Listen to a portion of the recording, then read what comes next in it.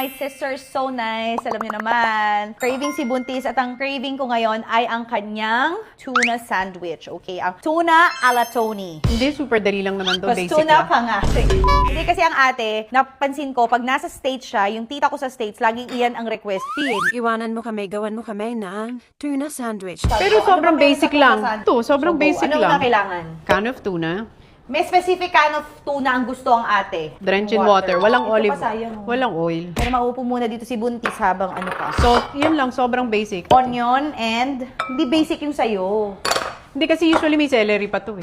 Pero hindi ko na nilagyan ng celery. Baka ayaw mo. And next. Added crunch na lang yun. Tsaka, See? para maraming protein. Pinaghahalo niya yung tuna tsaka yung egg. Para super protein. Saan naman natutunan yan? Let me know. Ano Sa lang yan, States. pumasok lang yan sa idea mo na isama ko. Sinong nagtulak sa'yo para... And then, ito ang secret. Hindi lang siya mayonnaise. Dapat ang gamitin nyo ay Kewpie. Ang nilalabasan ng mga anak, kipay. Yung Japanese mayo. Para may lasa na siya. Ina ka!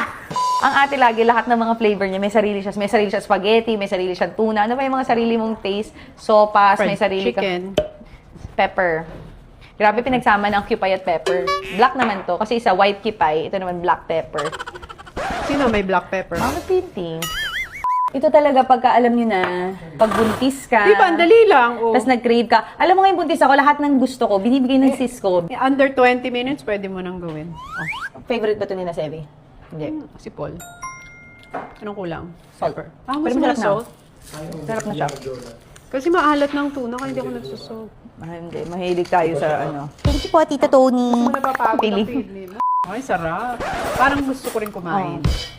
Sasabayan kita. sarap. Ikaw, JC? Ayan yung tuna niya. Tikman mo. Tuna ala Tony. Ang modern nanay natin. Okay na to? Ano? Wait. Gawin ko muna to. JC, halika dito. Ilang araw yan maglalas? 1 week lang to sa ref ko. Ubus na yun ni Paul. With egg yan. With egg ang tuna niya. Hindi, kasi buntis ka. So, high protein. Kailangan ko ng high protein.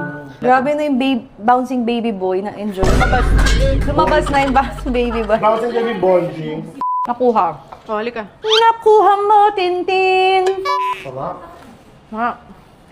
Ano, masarap na? Happy si Buntis. Maraming salamat din.